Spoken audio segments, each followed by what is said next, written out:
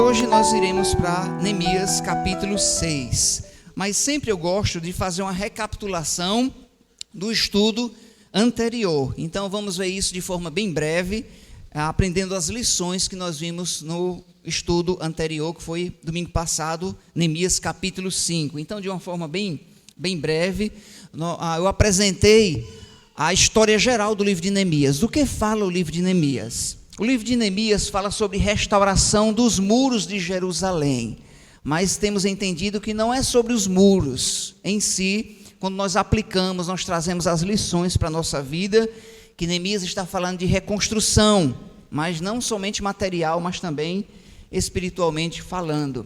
O livro de Neemias fala de restauração da vida, restauração do povo de Israel, que viveu em grande miséria, ali terminando os seus cativeiros de 70 anos da Babilônia. Fala de exemplo de superação, a começar pelo líder. Neemias era um líder muito encorajador, um líder forte que apegava-se no Senhor e reconhecia a bondade e a mão de Deus. Inclusive, vez por outra, ele faz citação, reconhecendo que temos feito essa boa obra, mas é pela boa mão do nosso Deus que tem sido a favor de nós. Ensina-nos também o livro de Neemias sobre como trabalhar em equipe, de como colocar Deus em primeiro lugar. E vimos as lições do capítulo 5. Quais foram essas lições? Nós aprendemos que as maiores lutas no capítulo 5 são as lutas que são travadas dentro de casa. Existiam os inimigos exteriores, mas no capítulo 5 começou a aparecer inimigos de onde? De dentro, no meio da comunidade dos judeus. Existiam também os inimigos dentro de casa. E nós aprendemos na lição anterior que são as piores lutas, né? Os maiores desafios são aqueles que são travados dentro de casa. Outra lição que nós aprendemos também no livro de Neemias, no capítulo 5, é que não devemos nos alegrarmos com as injustiças dessa vida. Estava havendo grande injustiça. No capítulo 5, dos grandes querendo fazer dos menores degraus para subirem na vida, né, financeiramente, subornando o grupo de humilde no requisito material, né? Os grandes, os nobres, os magistrados estavam subornando os menores para ganharem as suas terras, escravizarem o seu povo, e hipotercando assim as casas, né? Colocando sob julgo por causa de ganância. Outra lição que nós aprendemos no capítulo 3, é claro, é só um resumo, é que o temor a Deus nos coloca numa posição de servo. Nós concluímos o capítulo 5 vendo o exemplo de Neemias. Neemias falou para esse povo, esses inimigos de dentro: vocês deveriam observar o meu exemplo.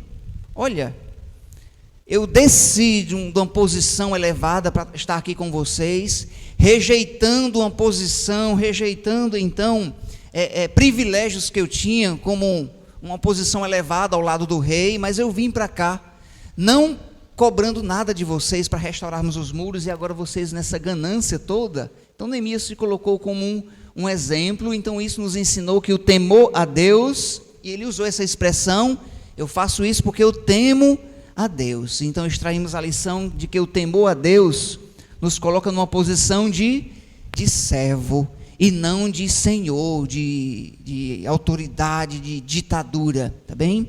O temor a Deus nos coloca numa posição de servos. E nós, então, iremos entrar no capítulo 6. Abra sua Bíblia para Neemias capítulo 6, e vamos mergulhar aqui e extrairmos as lições para a nossa vida. Vamos ler a palavra. Neemias capítulo 6. Vamos lá? A leitura. Neemias 6, capítulo 6, Neemias, versículo 1, diz assim: tendo ouvido Sambalate, Tobias, Gesem, o arábio e o resto dos nossos inimigos, que eu tinha edificado o muro, e que nele já havia brecha, não havia brecha nenhuma, ainda que até este tempo não tinha posto as portas nos portais. Sambalate e Gesem mandaram dizer-me: vem, encontremo-nos nas aldeias no vale de Ono. Porém tentavam fazer-me mal. Enviei-lhes mensageiros a dizer: estou fazendo grande obra, de modo que não poderei descer, porque cessaria a obra, enquanto eu deixasse e fosse ter convosco. 4 vezes me enviaram o mesmo pedido. Eu, porém, lhes dei sempre a mesma resposta. Então Sambalate me enviou pela 5ª vez o seu moço, o qual trazia na mão uma carta aberta, de teor seguinte: entre a gente se ouviu, e Gesem diz que tu e os judeus intentais revoltar-vos. Por isso reedificas o muro, e segundo se diz, queres ser o rei deles. E puseste profetas para falarem a teu respeito em Jerusalém, dizendo: este é rei em Judá. Ora, o rei ouvirá isso, segundo essas palavras: vem, pois, agora, e consultemo-nos juntamente. Mandei dizer-lhe tudo o que dizes, coisa nenhuma sucedeu do teu coração que o inventais, porque todos eles procuravam atemorizar-nos, dizendo: as suas mãos largarão a obra, e não se efetuará. Agora, pois, ó Deus, fortalece as minhas mãos. Nós ficaremos até aqui. Uma breve palavra de oração. Pai amado, grandes coisas o Senhor tem nos ensinado através deste livro, o livro de Neemias. Ajuda-nos, ó Pai, a colocarmos o nosso coração em entender a história, mas principalmente trazer as lições à nossa vida. Sabemos que uma época difícil, remota, os dias de Neemias, mas Neemias nos representa. Esse povo lança luz sobre situações que passamos em nossos dias atuais. Ensina-nos, ó Pai, através desse livro, e que possamos, ó Deus, sermos encorajadores, de ânimo único diante do Senhor. Oramos, ó Pai, com o propósito de entender as lições. Oramos em nome de Jesus. Amém. A primeira lição do capítulo 6 de Neemias, tendo em conta tudo que eles já passaram na obra, onde foi necessário até trazer espada às mãos, e lanças e arco, para se protegerem, porque até o momento os inimigos tinham feito várias investidas para tentarem desanimar, para tentarem frustrar a construção, a reconstrução dos muros de Jerusalém. Foram várias tentativas. Até aqui nós entendemos que foram 3 e 2 bem pertinho uma da outra. Então, observando o versículo 9, onde diz assim: porque todos eles procuravam atemorizar-nos, olha só, dizendo: as tuas mãos largarão a obra, e não se efetuará. Agora, pois, ó Deus, fortalece as minhas mãos. Então, mais uma afronta com o propósito de atemorizar, de tirar o ânimo, dizendo: as suas mãos largarão a obra e não se efetuará. Esse era o propósito dos inimigos, Sambalate, Tobias, Gesem e muitos outros que surgiram tentando desanimar o líder Neemias e também a comunidade judaica que estavam trabalhando arduamente na reconstrução dos muros. Perceba então que aqui já seria a 4ª investida. Em primeiro lugar, eles tentaram desestabilizar com palavras, proferindo injúrias. No começo, você lembra? Eles disseram o seguinte: não, deixa eles construírem. Mas eu tenho certeza que eles construindo, vindo até uma raposa, irá derrubar os muros. Então eles começaram a injuriar, a zombarem, para tentar mexer com a emoção de Neemias e com os construtores daquela obra. E em segundo lugar, nós vimos uma tentativa, porque a primeira não funcionou, uma tentativa física, militar, onde se levantou um grupo, então, dos inimigos para tentarem, de forma militar mesmo, em guerra, Não, nós vamos impedir agora, é na força mesmo. Aí Neemias então chamou as famílias e disse: olha, nós vamos dividir as equipes. Uma equipe vai trabalhar com espada na mão, e com os arcos, e com as lanças, e outra equipe vai trabalhar com a mão na massa mesmo, pegando nas pedras, e outro protege, e vamos revezando. E disse que era dia e noite. Tem um versículo, esse não me falha a memória, que diz que até as roupas eles tiveram dificuldades para trocar. Até as roupas eles tiveram dificuldade para trocarem, porque era revezando e muito cuidado para que os inimigos então não impedissem essa grande obra. Nós sabemos que era Deus agindo, mas nós devemos ter ação, né? Oração e ação, que foi uma das lições que nós aprendemos. Agora nós temos uma investida pior. Pastor, o que é que pode ser pior do que uma intervenção com guerra, com espada? Tem uma luta pior. O que é pior do que você se defender com lanças, né? De uma guerra mesmo, algo físico? Eles tentaram agora semear contenda entre a comunidade. Sambalate, Tobias, o Gesem, eles tentaram de várias formas, falando: não, agora nós vamos agredi-los. Não conseguiram primeira, segunda, terceira vez, mas agora eles vão lançar a pior arma, que é semear contenda. Deus abomina esse tipo de coisa, e é terrível semear contenda. Agora os inimigos dos judeus vão justamente semear contenda, falando coisas que não existiam.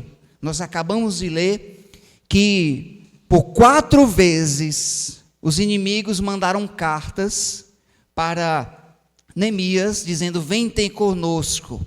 E o próprio Neemias colocou: olha, a intenção deles era fazer-me o mal. O próximo versículo,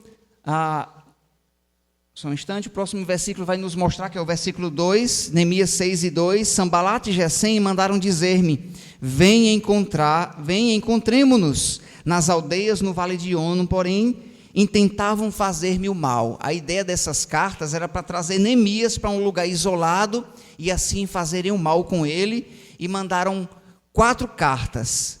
Mas tendo em conta que essas cartas Neemias estava ignorando, mas ele mandou pela quinta vez ele mandou outra carta, e aqui diante desse contexto nós aprendemos uma lição muito importante, e diante desse versículo que nós lemos, é que Deus deve ser o nosso refúgio nas angústias. Deus, o nosso Senhor, deve ser o refúgio em nossas angústias, porque o versículo diz: porque todos eles procuravam atemorizar-nos, dizendo: as suas mãos largarão a obra, não se efetuará essa obra. Aí Neemias diz o seguinte: agora, pois, ó Deus, fortalece as minhas mãos. Então a lição é que Deus, ele deve ser o nosso refúgio nas angústias. Nós devemos buscar a Deus como um refúgio, como um auxílio, como aquele que entendemos que Ele resolverá as nossas causas. Então, diante dessa atemorização, diante desses laços do inimigo, dessas propostas que eram apresentadas de desânimo, de palavras proferidas para desanimar, de cartas, de força militar, Neemias precisava de um refúgio, e o refúgio era em Deus, no Senhor. Então, assim, nós devemos também lidar com as lutas do dia a dia, se escondendo no Senhor, se refugiando aos pés da cruz em meio às angústias. Neemias, é claro, não conhecia Cristo ainda, ele buscava a Deus como seu auxílio. O Senhor, me ajude, ó Pai. Até aqui o Senhor tem nos ajudado com a sua boa mão. E novamente ele ora: ó Deus, a sua mão me proteja desses inimigos que são muitos. São muitos que querem me destruir. E nós passamos por lutas também como Neemias. Às vezes é palavras mesmo, de desânimo. E às vezes parte até de dentro de nós mesmos. Às vezes é de fora. Alguém querendo nos difamar em nosso testemunho, nossa vida particular com Deus. Sim, acontece de pessoas quererem nos destruir mesmo. Eu queria ver fulano mesmo lá embaixo, o caráter dele ou dela. E diante disto, nós temos um Deus, e Ele deve ser o nosso refúgio, o nosso amparo. Nós devemos fazer das palavras de Neemias as nossas palavras, e entendermos que o inimigo, ele quer nos destruir de várias formas. Ele também é o inimigo de Deus.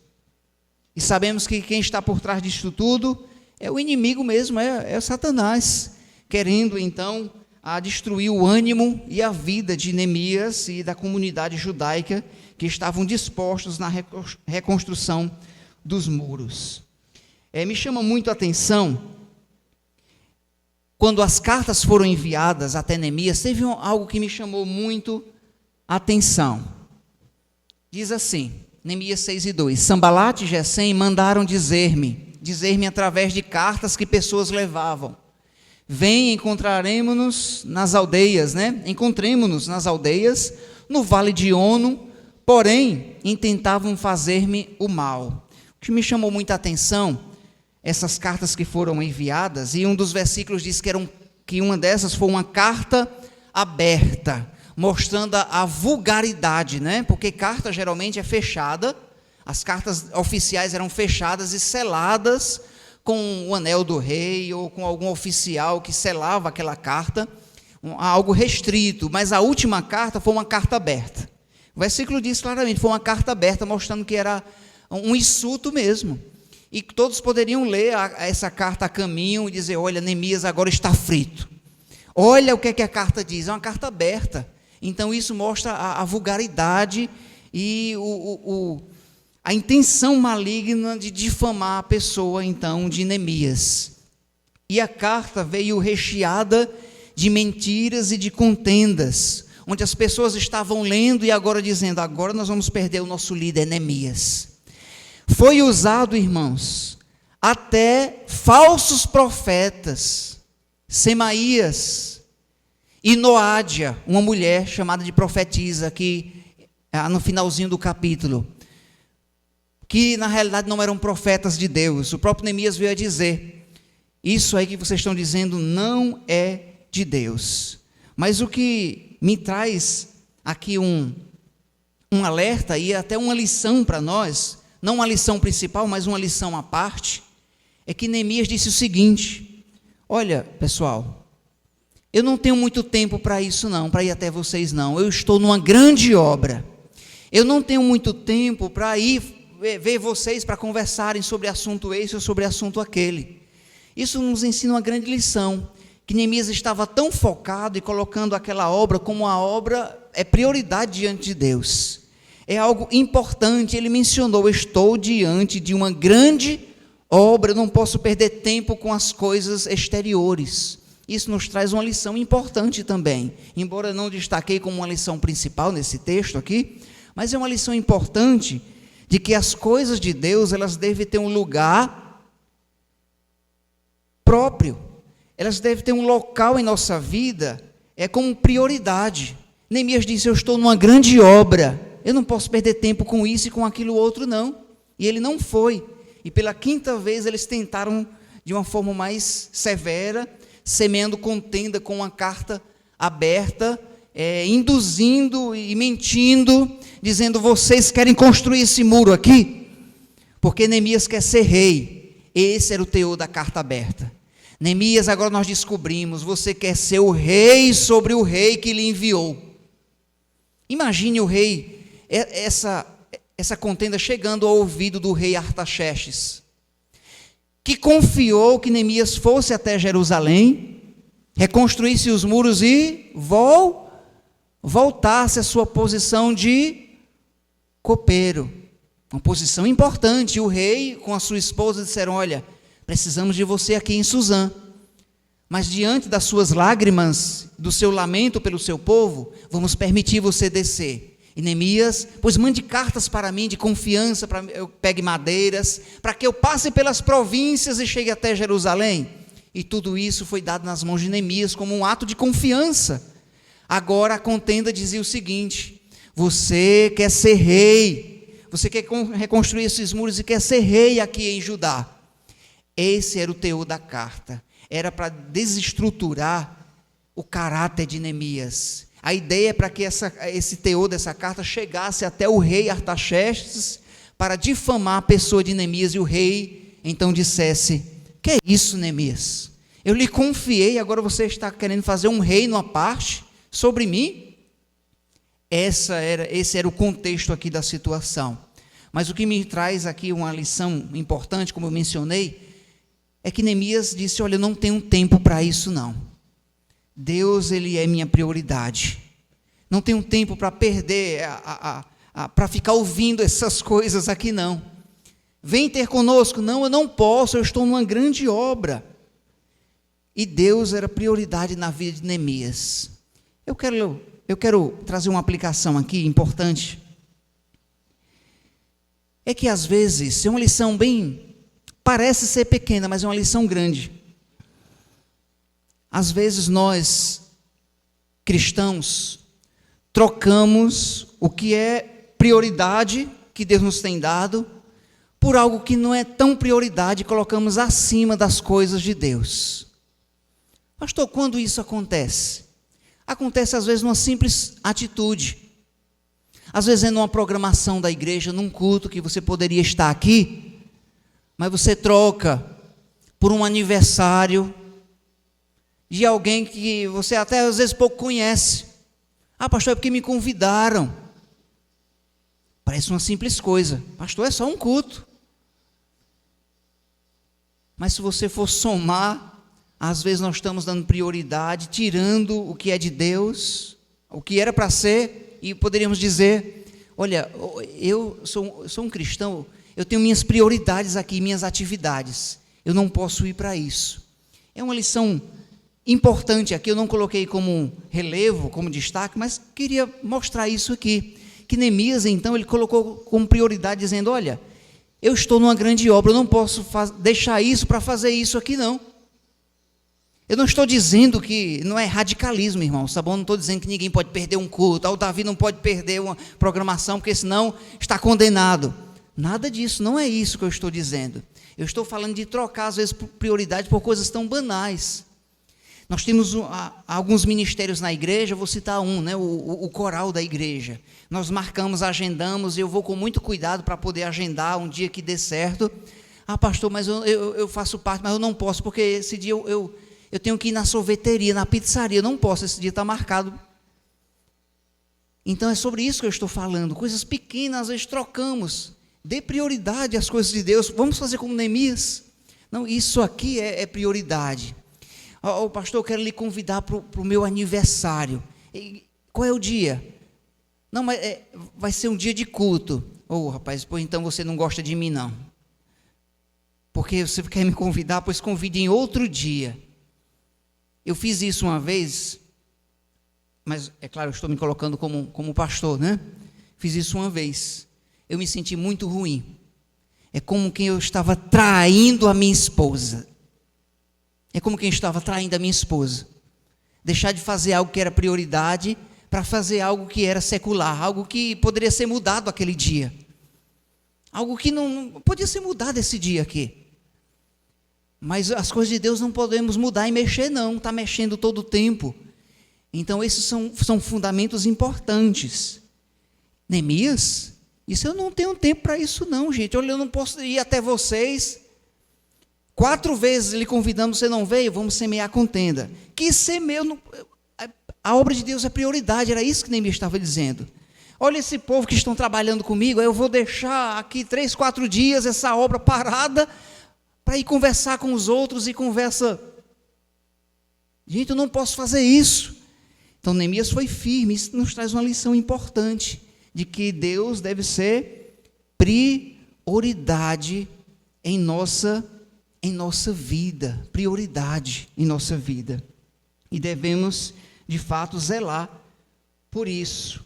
Então, essa lição é muito importante, mas a lição principal aqui é que, diante de tudo isso, Neemias, irmãos, ele teve confiança no Senhor. Então, contemplando toda essa angústia, toda essa situação, Neemias, ele pôde confiar em Deus. E assim também nós precisamos confiar em Deus. Seja qual for a afronta, seja uma calúnia, seja um ataque, de contendas, que foi o caso aqui, seja um suborno, seja algo que venha nos difamar, devemos confiar em Deus e colocar Deus como nossa prioridade. Dos versículos 10 ao versículo 13, nós temos uma tentativa frustrada novamente contra Neemias, que é justamente a ideia aqui dessa carta de pessoas que subornaram profetas falsos. Gesem, Sambalate e Tobias subornaram 2 falsos profetas, um homem e uma mulher, para então tentarem proferir palavras contra Neemias e semear essa contenda, e falarem palavras então que viriam contra o caráter de Neemias. E Neemias entendeu que tudo isso era uma armação. Tudo isso foi com o propósito de atemorizar Neemias, como o próprio texto nos ensina. Falar que os inimigos viriam e que ele precisava entrar no templo e fechar as portas. A tentativa agora, irmãos, desses falsos profetas, foi dizer: Neemias, se você recusar as cartas, os inimigos virão para matar você, matar mesmo, literalmente. E a proposta agora foi que Neemias adentrasse no templo, e aí nós entendemos que ele ia se colocar como no lugar de um sacerdote, que isso era ilícito, e aí de fato, se ele fizesse isso, ele ia perder mesmo as rédeas aqui do povo, ele ia perder a sua postura de liderança. Neemias, entre no templo. E depois nós vamos falar um pouco mais sobre a reconstrução do templo no próprio livro de Neemias. Mas a proposta é que Neemias se fizesse como um sacerdote, e se ele fizesse isso, ele ia perder mesmo, porque o povo saberia muito bem quem era um sacerdote e quem era Neemias, que cada um tem a sua posição dentro da família de Deus. Mas Neemias, ele percebe essa investida e vê que essas palavras não era vinda de um profeta nem de uma profetisa, mas de 2 pessoas que estavam tentando semear contendas. E o versículo 14, olhe sua Bíblia, por favor, comigo. Versículo 14. Neemias, ele faz uma oração diante dessas acusações, diante dessa contenda que foi semeada. Versículo 14 de Neemias 6. Neemias 6,14 diz assim, coloque os seus olhos no versículo, ou melhor, vamos ler juntos? Neemias 6,14. Lembra-te, meu Deus, de Tobias e de Sambalate, no tocante às suas obras, e também da profetisa Noádia, e dos mais profetas que procuraram atemorizar-me. Então veja que Neemias encerra aqui esse parágrafo, colocando os inimigos nas mãos do Senhor, isso porque ele estava confiando no Senhor, e ele os apresentou, ele não os amaldiçoou, mas ele orou por eles, dizendo: Senhor, lembra destes aqui que estão tentando o mal contra a minha pessoa. E assim nós aprendemos essa lição de confiança no Senhor. A próxima lição que vamos extrair desse texto é uma lição de grande alegria, porque eles terminaram a obra. O próximo versículo já inicia dizendo o seguinte, Neemias 6,15. Acabou-se, pois, o muro aos 25 dias do mês de Elul, em 52 dias. Então, foi terminada a grande obra. E o versículo diz, o versículo 15, acabou-se, pois, o muro, não acabou-se no sentido de destruir, mas acabou-se, terminou a obra, não é?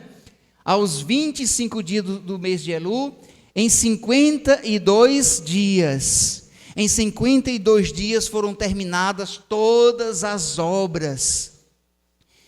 E as circunvizinhanças, os inimigos, ficaram todos admirados. E aí nós vamos extrair uma lição de que sucedeu que, ouvindo todos os inimigos, temeram todos os gentios, nossos circunvizinhos, e decaíram muito no seu próprio conceito, porque reconheceram que por intervenção de nosso Deus é que fizemos esta obra. Então os inimigos começaram a reconhecer, e descaiu o semblante a ponto de dizer bem assim: eu não acredito não, eu não acredito numa coisa dessa. Eles terminaram essa obra que aos olhos humanos era impossível. Em 52 dias, Deus fez um grande milagre, usando poucos recursos, mas à disposição de Neemias e das famílias judaicas. Aprendemos a segunda lição nesse texto, que Deus, Ele é glorificado através do testemunho de seu povo. Deus, Ele é honrado através do nosso testemunho. Até aqueles que olham para nós e dizem: olha, eu não boto muita fé naquele ali não. Eu não tenho certeza se eles vão reconstruir esses muros não. Às vezes alguém olha para você, para mim, e diz: eu não tenho certeza. Esse aqui, o irmão Antônio, é de botar fé neste irmão, rapaz. O Elisso,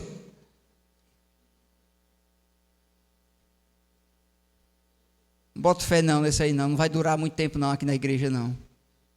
E às vezes Deus, por meio de nós e através de nós, pode fazer grandes coisas.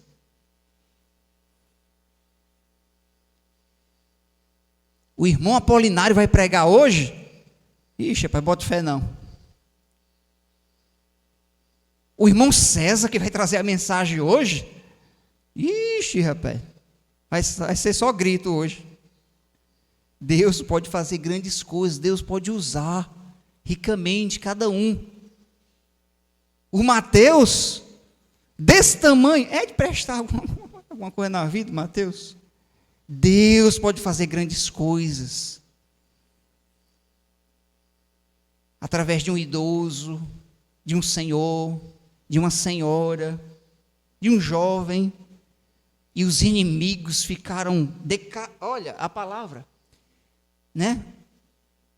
Caíram muito no conceito deles e começaram a glorificar a Deus, dizendo: olha, reconheceram, foi obra divina. Então Deus, ele será glorificado, né, através de nós, por meio do testemunho do seu povo.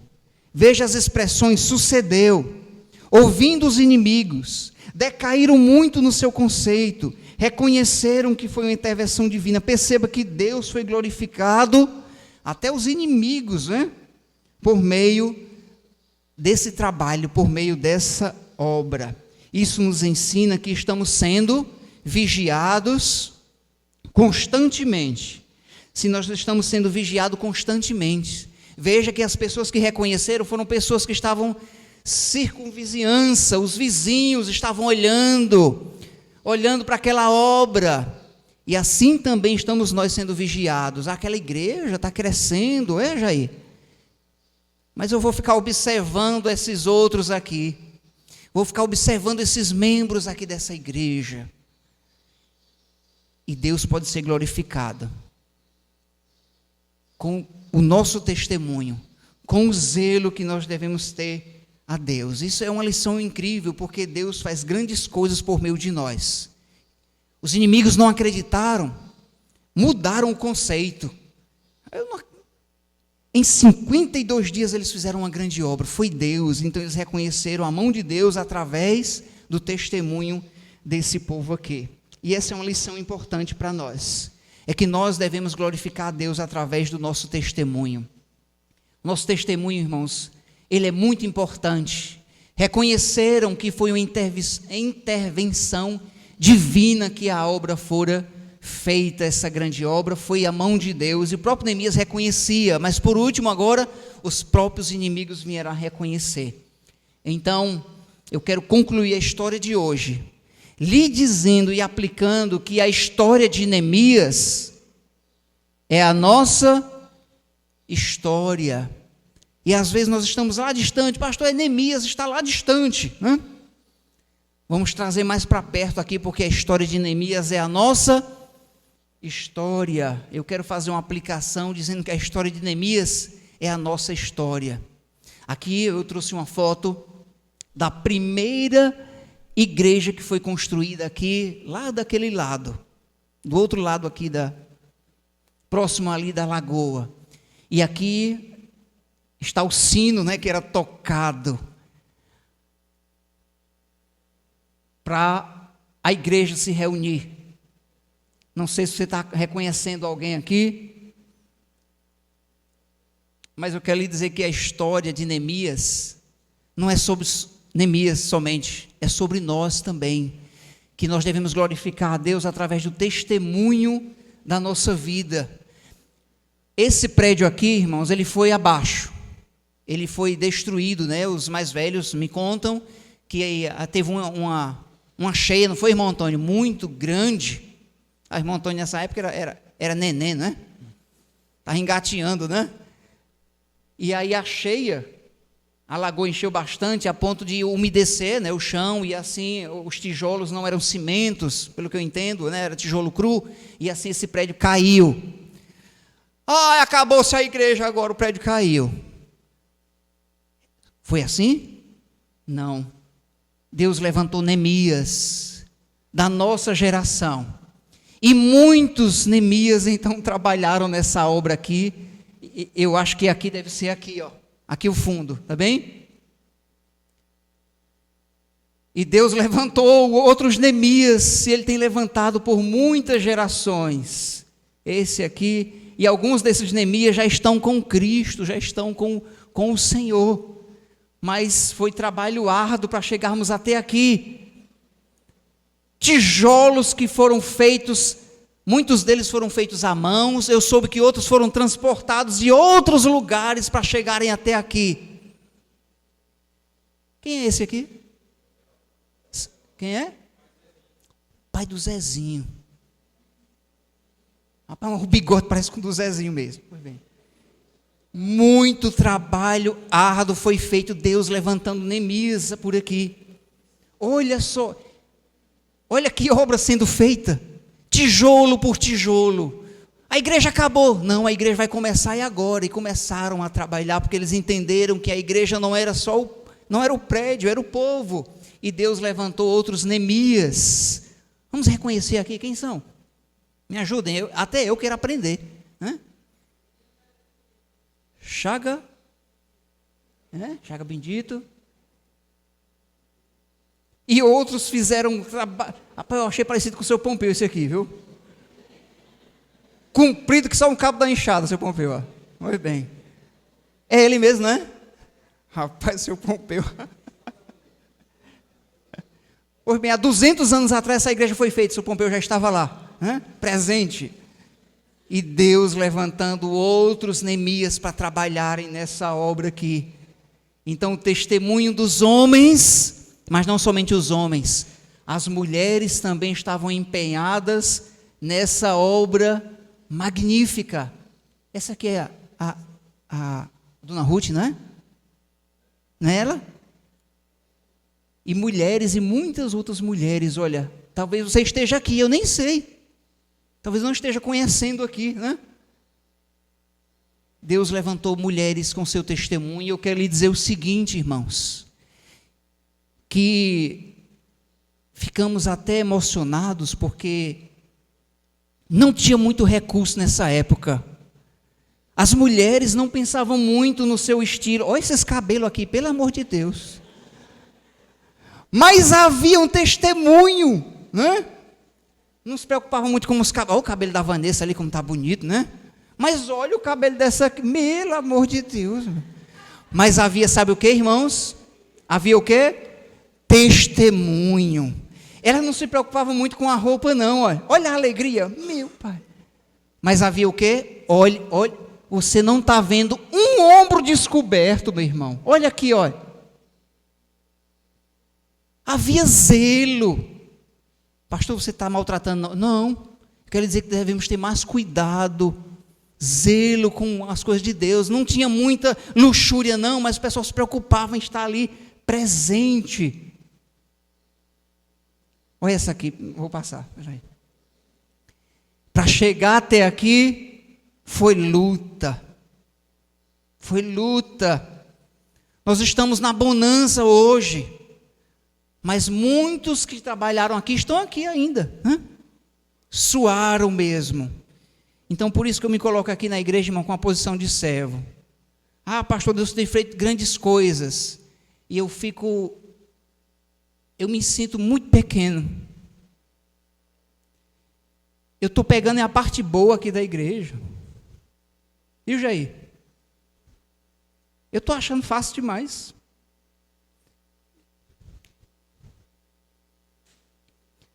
Difícil foi antes. Esses trabalharam no sol, para que nós estejamos hoje aqui sobre essa sombra. E às vezes não estamos honrando como deveríamos a Deus. Às vezes não estamos glorificando a Deus como testemunho da igreja, como deveríamos. E esse povo sedento, né? Vamos buscar, vamos crescer. Nós estamos aqui hoje porque esses trabalharam arduamente. Pronto, está aqui o povo bonito. Estou achando mais feio que...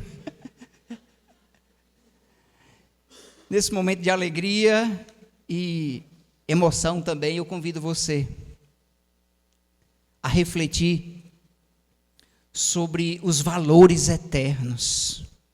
Eu quero lhe encorajar. Se por alguma razão você está afastado de Deus ou da igreja, se por alguma razão o seu testemunho está balançado, faça um compromisso com Deus, porque esse mundo está passando, mas só uma coisa permanece, e permanecerá: a palavra de Deus, ela é eterna, e aqueles que se apegam à eternidade estarão com Deus na eternidade. Você jovem, você homem, você mulher, você criança, vamos valorizar mais a obra e o testemunho da igreja. Eu louvo a Deus pelo que o Senhor tem feito, mas vamos zelar mais, porque Deus, ele será glorificado por meio do nosso testemunho, nossa vida. Vamos orar? Baixe a sua cabeça, vamos orar ao nosso Deus. Ó Pai, nos sentimos tão pequenos, Senhor, diante desses estudos, diante dessas imagens que nós vimos. Eu tenho certeza, ó Pai, da minha parte, eu tenho feito muito pouco. Eu sou pobre, ó Deus, diante da riqueza que já foi feita aqui nessa igreja. Ó Pai, nos ajuda a zelarmos por nossa vida, por nosso testemunho.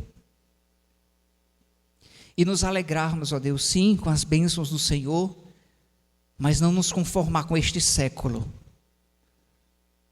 mas sermos transformados a cada dia, dia a dia.